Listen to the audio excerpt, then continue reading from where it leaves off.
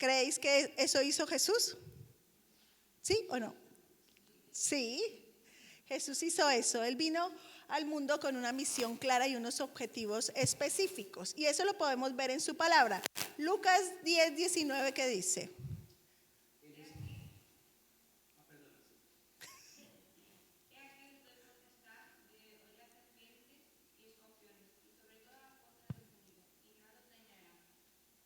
Lucas 10:19.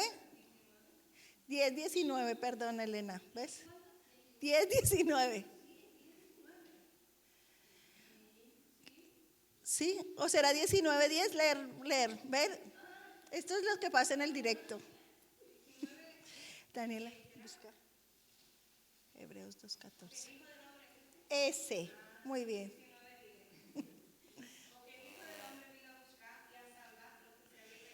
Bien, una misión clara. Jesús vino a buscar y a salvar lo que se había perdido. Juan 3:17.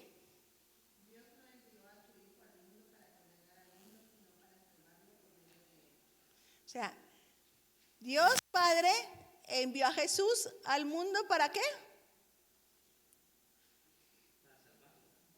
Para salvarnos. Bien, una misión clara.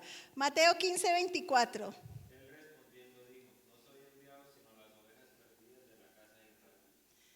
Jesús vino a buscar a las ovejas perdidas de la casa de Israel. Jesús vino a buscar a las ovejas perdidas de la casa que está en Mérida. Coloquemos ahí. Lucas 4:18.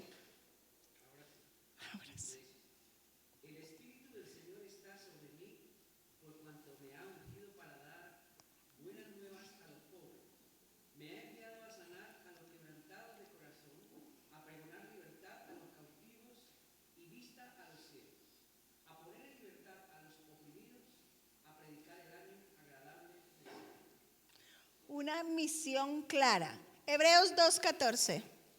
Así que, por cuanto los hijos participaron de carne y sangre, él también participó de lo mismo, para destruir por medio de la muerte al que tenía el imperio de la muerte, esto es, al diablo. Bien. Jesús, como hemos escuchado y algunos de vosotros habéis leído, vino con la misión clara de salvarnos de la condenación eterna. Así que en esta mañana me gustaría compartir con vosotros algo acerca de esa misión, y a los que toman nota, coloqué a este sermón: la misión que nos une, el legado que dejamos.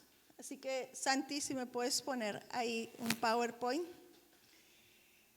La misión que nos une, el legado que dejamos. Quiero compartir hoy acerca de esto.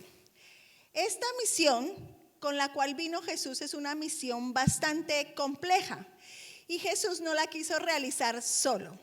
Porque si él la hubiese querido realizar solo, pues cuando él va a la cruz del Calvario, pues hasta ahí llegó su misión, y ni tú ni yo estaríamos en esta mañana aquí sentados escuchando acerca de su palabra.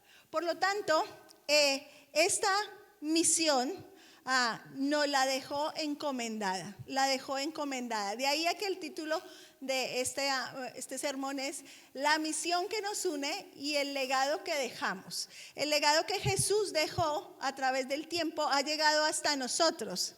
¿Será que se va a morir ese legado con nosotros? Si dependiera de nosotros ese legado, vamos a hablar de nosotros como esta parte de la iglesia de Cristo. No vamos a hablar de los demás porque de ellos no podemos hablar. Pero si dependiera de nosotros, ¿será que el legado seguiría o hasta aquí llegaría el legado? Solo para pensar, si dependiese de nosotros. Romanos 10, 14 y 15 dice: pero ¿cómo van a buscar la ayuda de alguien en quien no creen? ¿Y cómo van a creer en alguien de quien no han oído hablar? ¿Y cómo van a oír de él si no se les habla? ¿Y quién puede ir a hablarles si no les envía nadie? Es nuestra misión también hablar acerca de Jesús. Por lo tanto, Él nos dejó, antes de partir, hemos cantado que Él murió, pero Él resucitó. Pero antes de ascender a los cielos y estar allí sentado a la diestra del Padre y preparando un lugar para nosotros, nos ha dejado una misión. ¿Puedes cambiar la diapositiva, por favor? Y esa misión la tenemos aquí. Mateo 28, 18, 20. Así que yo les voy a pedir que la leamos juntos. A la de 3 para que entendamos claro, ¿vale? 1, 2, 3. Vayan y hagan discípulos a todas las naciones, bautizándolos en el nombre del Padre y del Hijo y del Espíritu Santo. Enseñen a los nuevos discípulos a obedecer. Bien, clara la misión, ¿no? Pero esta misión tiene 3 aspectos importantes y los he resaltado ahí. El primer aspecto es un aspecto global. Dice, vayan y hagan discípulos ¿a dónde? A todas las naciones. Este es el primer aspecto de esa misión, es un aspecto global.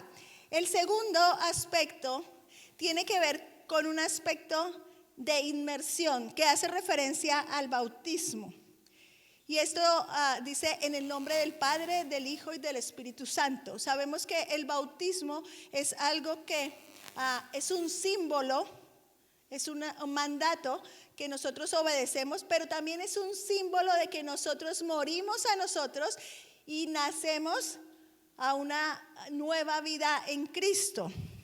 Entonces, este segundo aspecto tiene que ver con una inmersión, algo que nosotros hacemos. Y el tercero es debe de evidenciar un cumplimiento a través de obedecer los mandamientos. Entonces, obedecer los mandamientos es el tercer aspecto de esta misión. Parece muy sencillo y en realidad lo es. Lo que pasa es que tenemos que interiorizarlo. La visión del Señor nunca cambia, aunque los tiempos sí que han cambiado.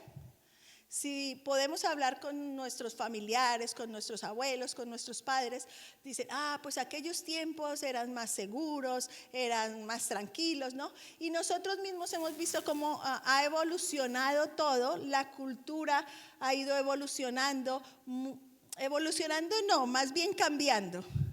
Ha ido cambiando, pero la misión del Señor permanece firme, sigue siendo certera, sigue siendo, Él vino a buscar y a salvar a los perdidos. Él no quiere que ninguno se pierda. Segunda de Pedro 3:9 nos dice, el Señor no retrasa su promesa. Porque muchos dirán, tanto tiempo predicando que Cristo viene y que Cristo viene. Y por eso muchos se desaniman y prefieren estar con un pie aquí en el Señor y otro pie aquí. Pero tenemos que tener cuidado porque el Señor no retrasa su promesa, sino que Él quiere que todos se arrepientan, todos procedan al arrepentimiento, porque Él no quiere que ninguno se pierda. Así que para cumplir con este mandato, con esta misión, el Señor sigue trabajando, pero el Señor pensó en un plan A, y el plan A del Señor es la iglesia del Señor. Ese es el plan A, pero ¿saben qué? Él no ideó un plan B.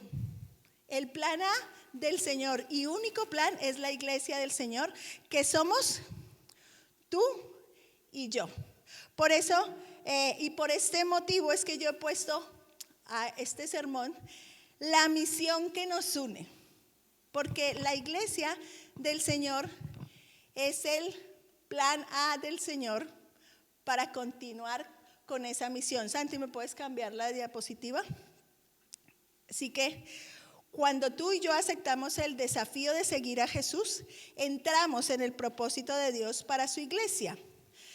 Mateo 4:19 dice, síganme y yo os convertiré en pescadores de hombres. Eso dice la escritura, podéis mirarlo ahí.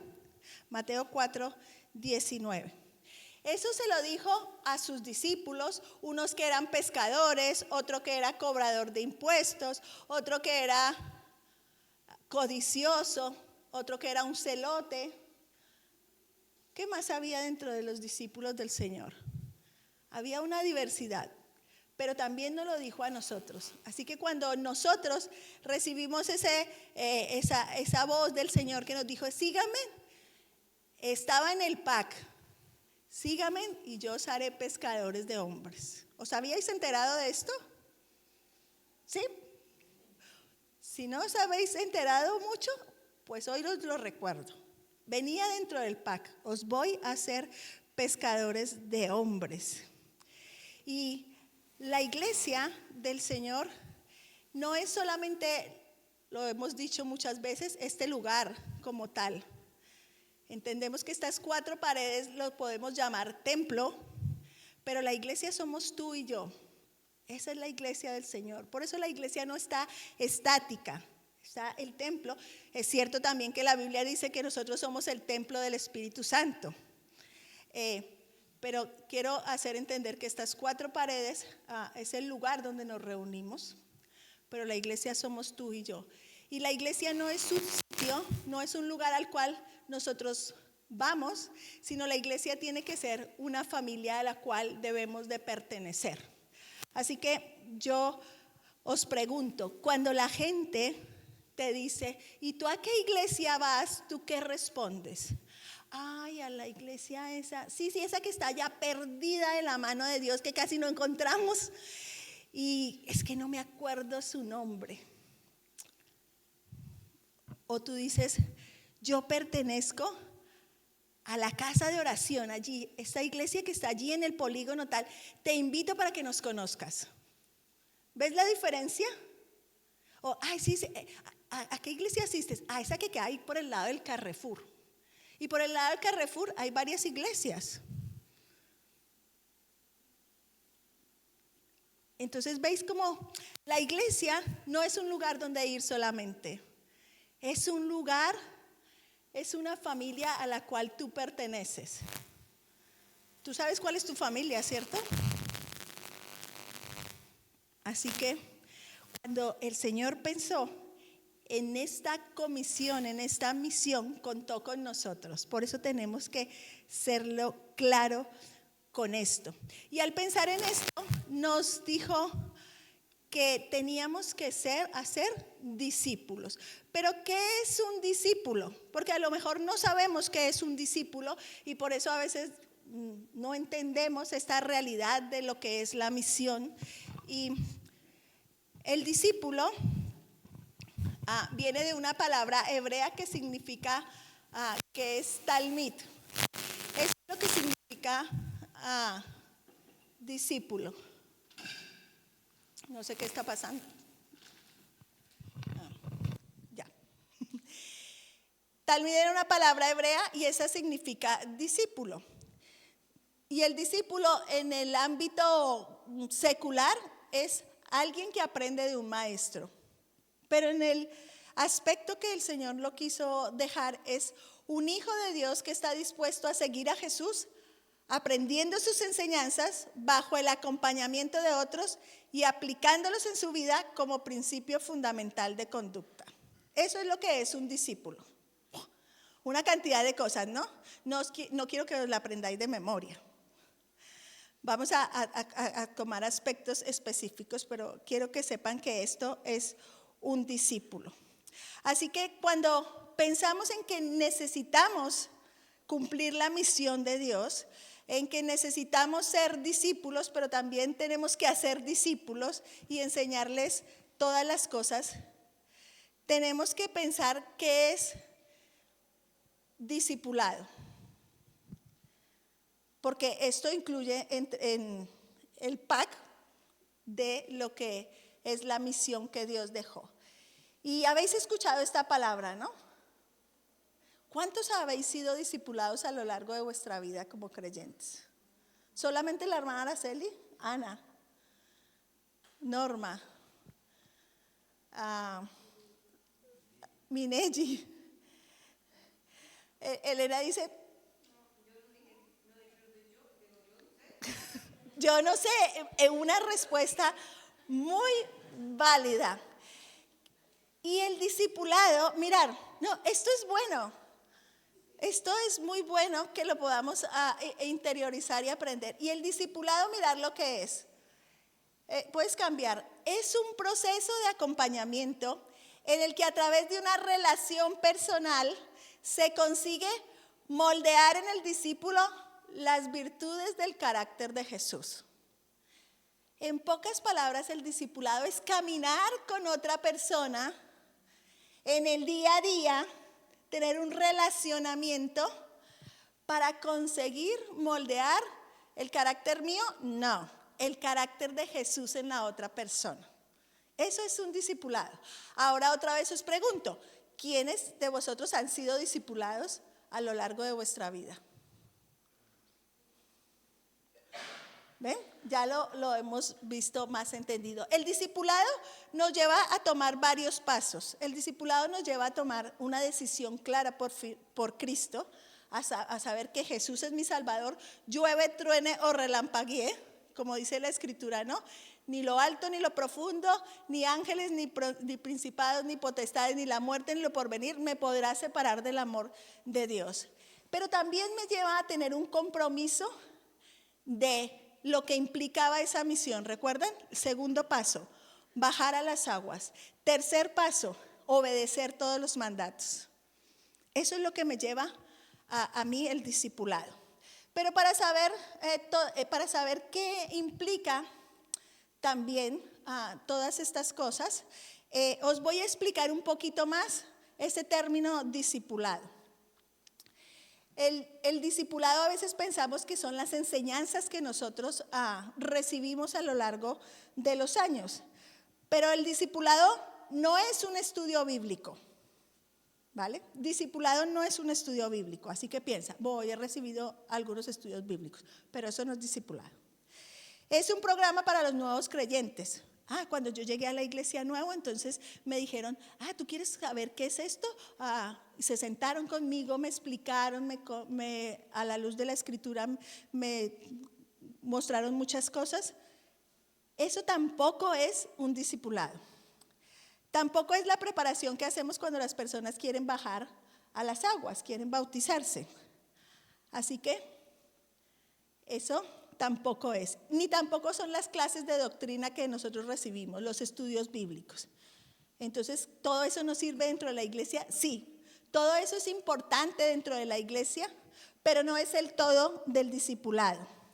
Todas esas cosas las tenemos que hacer, pero no debemos de olvidar que podemos saber mucho acerca de Dios, pero estar muy lejos de Dios.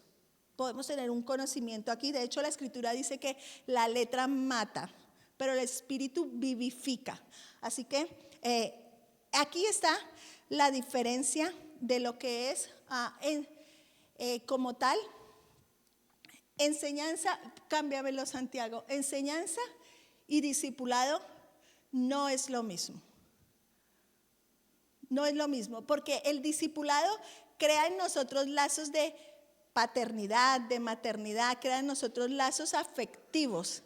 ¿Han escuchado el término de que las personas dicen, esta es mi madre espiritual o este es mi padre espiritual? ¿Lo habéis escuchado? ¿Cierto? Porque crea lazos afectivos en nosotros. Mientras que si no hay lazos afectivos entre nosotros, pues tú dices, pues mira, yo asisto allí a aquella iglesia, pero el pastor no es nada para mí y su esposa menos. Y el hermanito, o sea, no hay lazos de afinidad, de afecto. La enseñanza, por eso la enseñanza y el discipulado no son lo mismo. La enseñanza transmite conocimientos. El discipulado te capacita y te transmite una cultura de reino, del reino de los cielos. Eso de que hablamos, Jesús dijo, aquí estoy porque el reino de los cielos se ha acercado. Hay una diferencia entre enseñanza y discipulado. La enseñanza se limita a clases que tenemos puntualmente y es como lo que estamos haciendo ahora mismo. Yo estoy aquí de pie y vosotros estáis escuchando. Trato de interactuar con vosotros, pero la enseñanza es ese estilo que heredamos de los griegos. El maestro y los otros escuchan. el discipulado lleva a acompañar y exige una relación con el discípulo, que yo me relacione con la persona como tal. La enseñanza te lleva a adquirir conocimientos, pero el discipulado te lleva a la madurez en Cristo. Tú adquieres conocimiento, pero en el discipulado tú empiezas a madurar.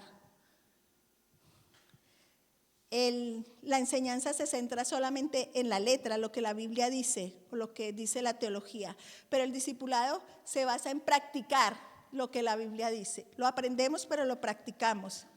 La enseñanza es un momento o una etapa que apunta a corto plazo. Ahora mismo estamos estudiando la vida de Cristo y son 6 libros. ¿Qué va a pasar cuando terminemos esos 6 libros? Es una enseñanza. Entonces, a lo mejor cuando terminemos los 6 libros, alguno dice, no, yo ya terminé, ya.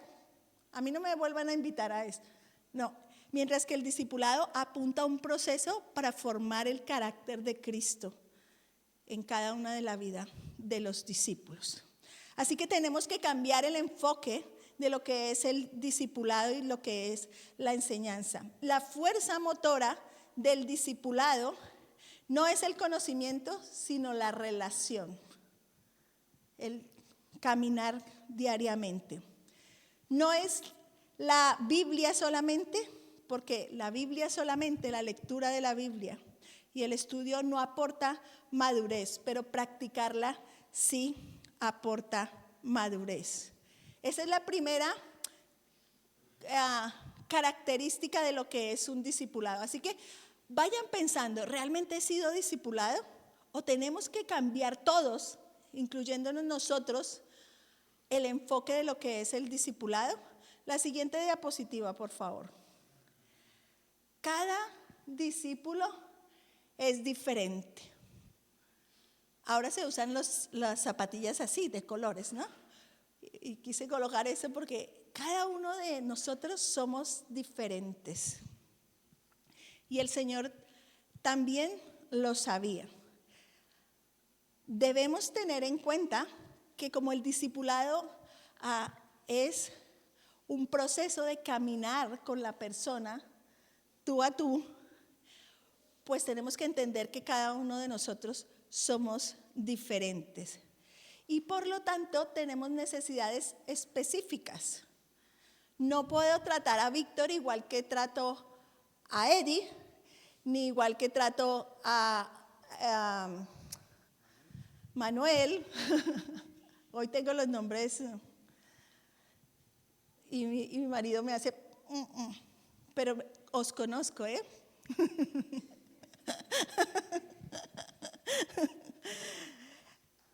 Y lo sabéis, ¿eh?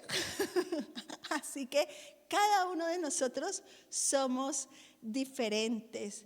Y aunque para Dios todos somos iguales, para Él también somos diferentes. Dios no se acerca a cada uno de nosotros, se acerca de una manera diferente. Él no dice, todos en el mismo y a todos los trato igual. No.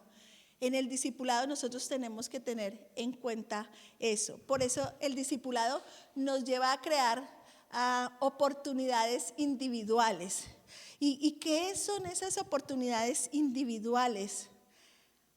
De que en el discipulado no es solamente las reuniones que tenemos semanales. El jueves hay oración, el miércoles tengo yo mi estudio bíblico y el domingo vamos a la iglesia. ¿Y qué pasa el resto de días? ¿Tenemos alguna relación entre nosotros? Y cuando pensamos esto decimos, estamos haciendo algo mal en la misión que nos dejó el Señor. Cada uno somos diferentes. Por eso necesitamos ser tratados diferente. La siguiente diapositiva. El discipulado me invita a acompañar y a mentorear. Ahora está muy de moda un término que es a ver si lo digo bien, el coaching, ¿no? Entonces ahora todos tienen un coaching para algo, ¿no? Y ese término que está tan de moda, es lo que trata el acompañar y el mentorear a la persona. Lo vamos a poner más así, pero estamos a la moda, para que vean que el evangelio está a la moda. La relación con los discípulos tiene que crear un vínculo que pueda durar toda la vida. Nosotros vemos sillas vacías y de hecho tenemos un espacio ahí hacia atrás donde caben otras, por lo menos los cálculos de Santi y Raúl, unas 60 sillas más, ¿no? Pero si compramos 60 sillas más y las ponemos aquí la próxima semana, ¿cómo nos vamos a ver? Diferente, ¿cierto? Pero entonces vamos a hacer más y muchas más sillas vacías, ¿cierto? Esto es una estrategia. Pero el acompañamiento tiene que ver con que eso dure toda la vida. Y no les preocupa a ustedes que nuestros niños y nuestros jóvenes van creciendo y muchos cuando llegan a eso de los 17, 18, ¿ya no vuelven?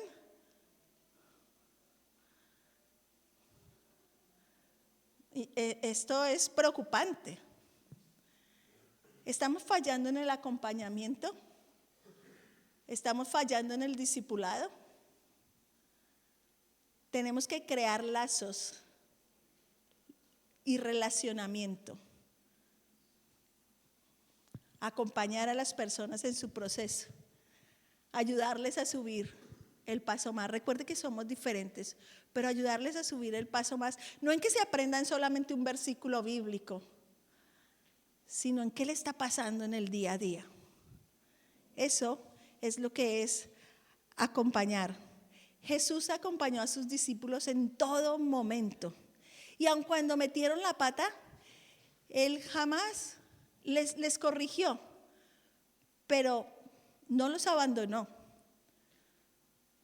Jesús estuvo con Pedro cuando dijo, Señor, yo voy y salgo a las aguas y camino y pum, se hundió.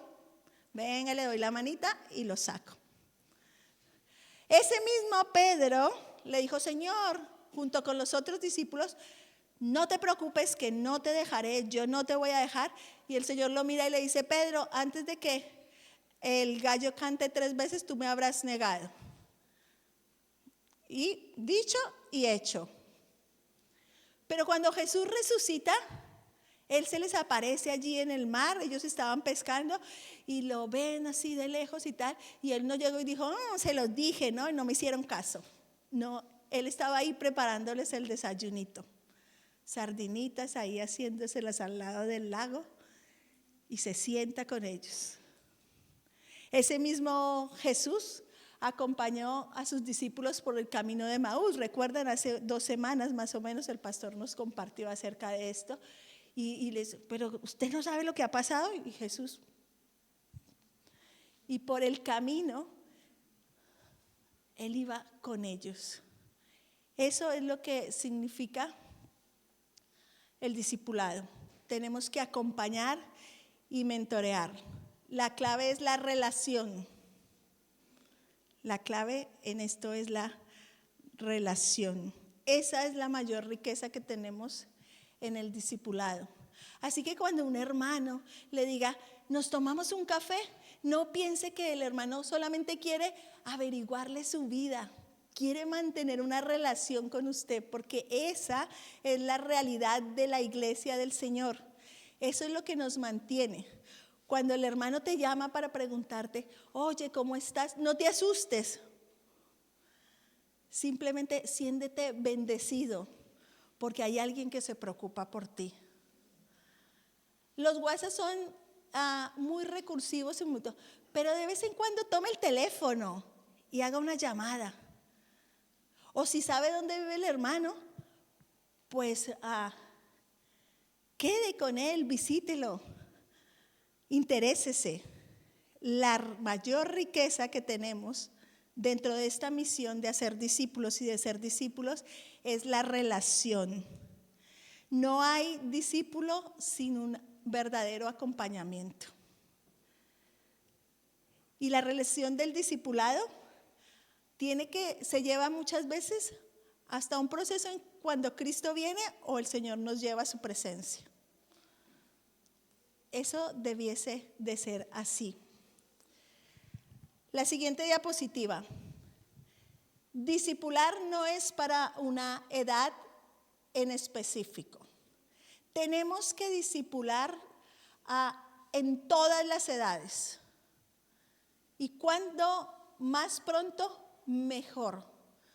Porque si nosotros no discipulamos a nuestros pequeños, el mundo sí los está discipulando. Yo contaba la experiencia y los padres generalmente dicen, ay no, pero a la iglesia, otra vez, otra actividad, ay no tengo tiempo, no tengo tiempo para llevar al niño a las actividades que programan.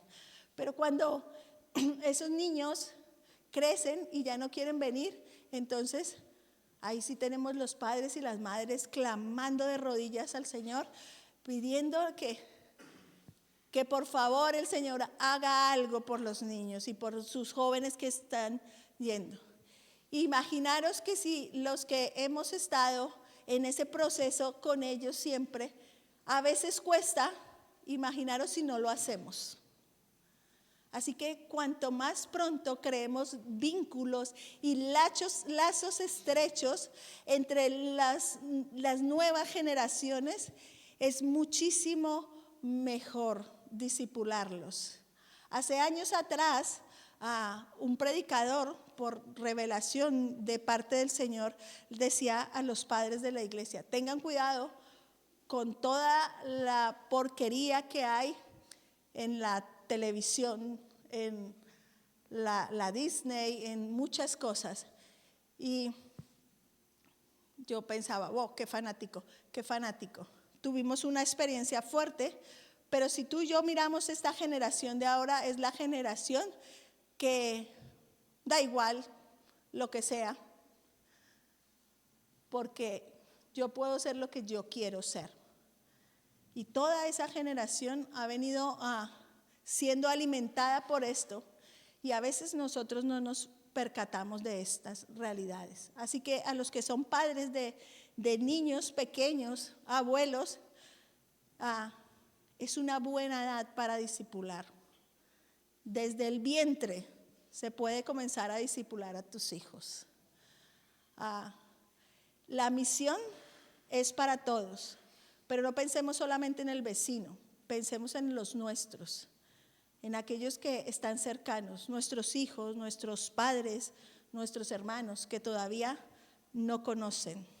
Así que discipular no es solamente para los adultos. Tenemos que enfocarnos en que no es más valioso educar a los adultos y a los niños los podemos educar luego, o que ellos luego decidan. Porque imaginaros que nosotros decidimos dejarlos hacer lo que quieren cuando pequeños. Pues cuando ellos digan, yo quiero ser un abogado, pues le va a tocar a los 18 o 17 años empezar a hacer la primaria, la secundaria, y no le va a alcanzar la vida para ser un abogado, ¿cierto? Por eso desde los 3 años, antes hay familias que desde más temprano los llevan a la guardería y les educan para que puedan ser alguien. Nuestro mayor desafío como padres, sí, hay que darles una herramienta para que vivan aquí, pero nuestro mayor legado que podemos dejarles es que conozcan a Cristo. Y eso lo hacemos cuanto antes mejor. Y en este proceso, por eso es tan importante que todos estemos involucrados, padres y no solamente la iglesia, porque a veces se piensa que la iglesia es la que tiene que educar a nuestros hijos espiritualmente. No, tú los educas en tu casa, porque si tú quieres que tu hijo ame al Señor y no te ve a ti amando al Señor, no te ve a ti cogiendo tu Biblia, no te ve a ti orando, no te ve a ti viniendo con alegría, como decía el pastor esta mañana al empezar a la iglesia, sino otra vez a la iglesia. Bueno, vamos porque todos los domingos por la mañana tenemos costumbre de ir. No. Por eso la educación, los padres, somos indispensables en este proceso del discipulado.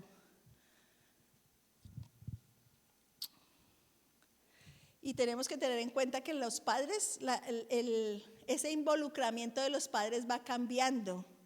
Cuando los niños son pequeños, tú les dices, nos vamos para la iglesia. Y así vengan a regañadientes, vienen. ¿Cierto? Hasta cierto punto llegan.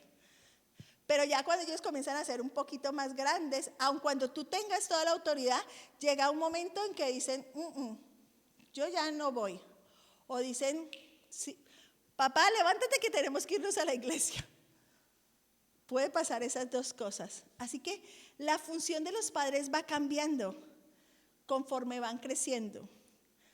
Más o menos hasta los 13 años, todavía los padres tenemos mucha influencia. Pero a partir de ahí comienzan a tener influencia las amistades. Por eso les animamos a que traigan a sus hijos a las actividades, que creen lazos de relación dentro de la iglesia. Porque si ellos no tienen una relación dentro de la iglesia, pues no van a querer venir. No van a querer. Si sus amigos están fuera, ¿a qué van a venir? No, pero es que hay poquitos. Pero si hay uno que pueda ser amigo de ese uno y que puedan invitar a sus otros amigos también. Eso es importante. Y los padres también tienen que aprender a apoyarse en quienes están educando espiritualmente a sus hijos de una u otra forma. Esto es fundamental. Así que hasta aquí hemos visto que la misión incluye hacer discípulos. Y hemos visto algo de qué es eso de hacer discípulos. Y aquí quiero aclarar algo. Nunca dejamos de ser discípulos, porque siempre estamos aprendiendo algo de nuestro maestro que es Jesús. Siempre. Pero también tenemos que aprender a ser discipuladores, porque la misión es vayan y hagan discípulos. Por eso os preguntaba, si dependiera de nosotros ese legado, ¿qué pasaría? ¿Habría más gente que conociese a Jesús? ¿O nos quedaríamos nosotros los que estamos aquí? Así que al pensar en qué es un discipulador, pues un discipulador es alguien que enseña, que guía, que escucha, que aconseja, que conoce su entorno, que busca estrategias y sobre todo sigue siendo un discípulo. Eso es lo que tú y yo tenemos que ser. Tenemos que ser discípulos, pero también tenemos que ser discipuladores. ¿Somos esas personas? Somos personas que tenemos esa capacidad de enseñar. Somos enseñables, pero también podemos enseñar a otros. ¿Somos esas personas que somos guía para otros? ¿Somos aquellos que escuchamos, que aconsejamos, que conocemos el entorno en el cual estamos? O como somos cristianos no podemos relacionarnos con los demás, me contaminan, no. Conocemos nuestro entorno y buscamos estrategias para ser discipuladores.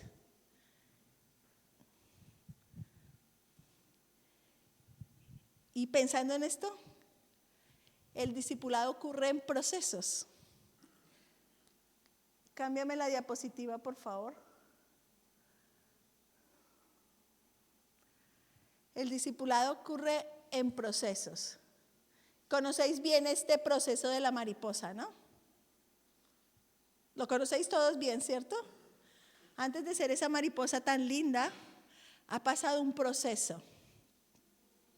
Y así es el proceso de nosotros como discípulos y cuando nosotros discipulamos. Necesitamos entender que aprender no solamente principios, sino que tenemos que aprender a aplicarlos en nuestra vida.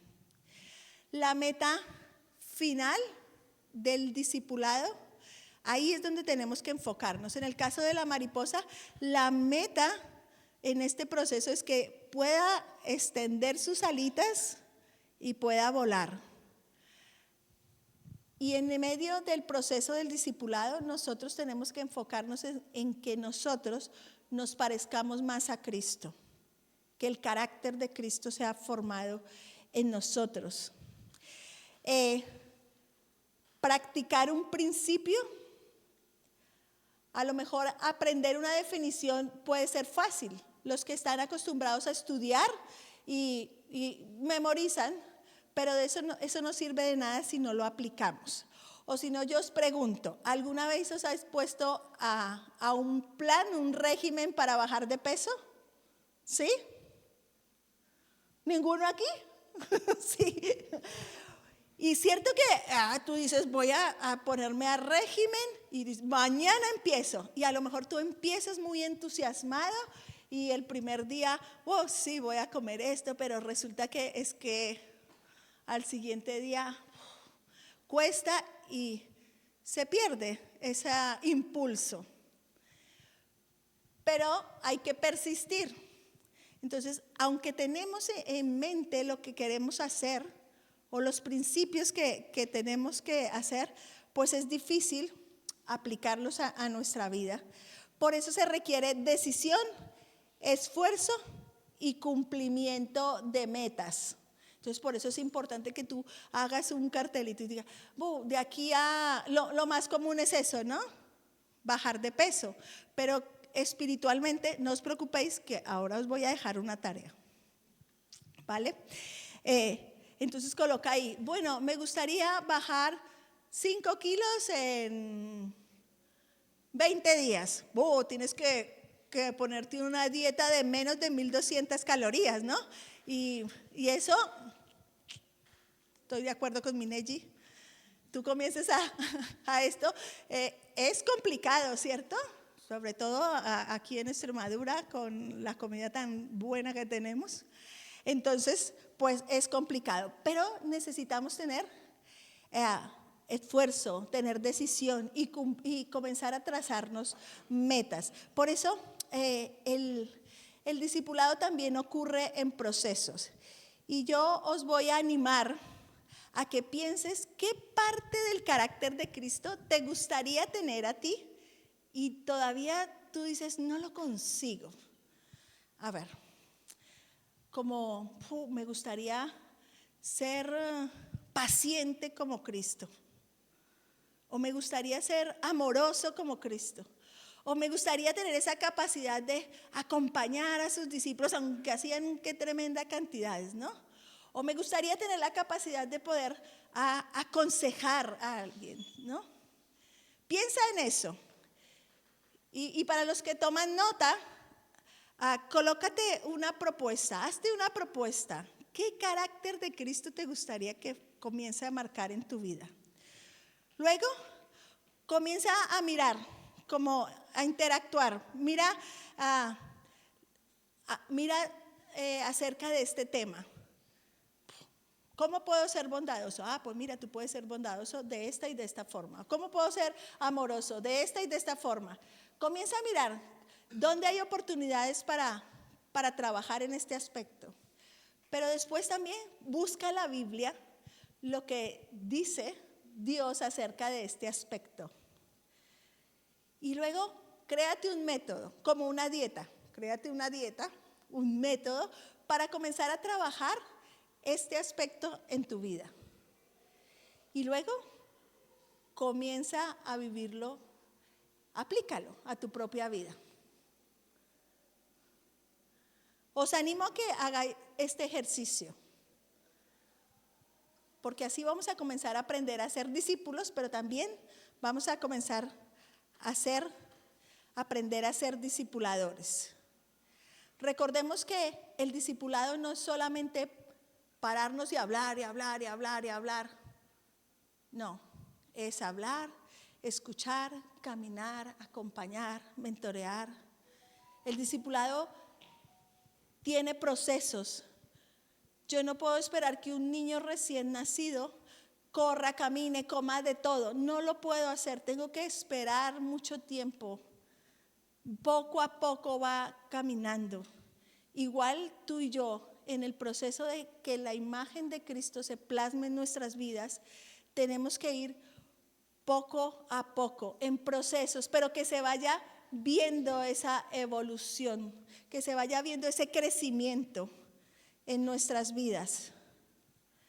El discipulado de procesos no solamente se enfoca en lo que hacemos aquí, como les dije, se enfoca también en lo que hacemos fuera.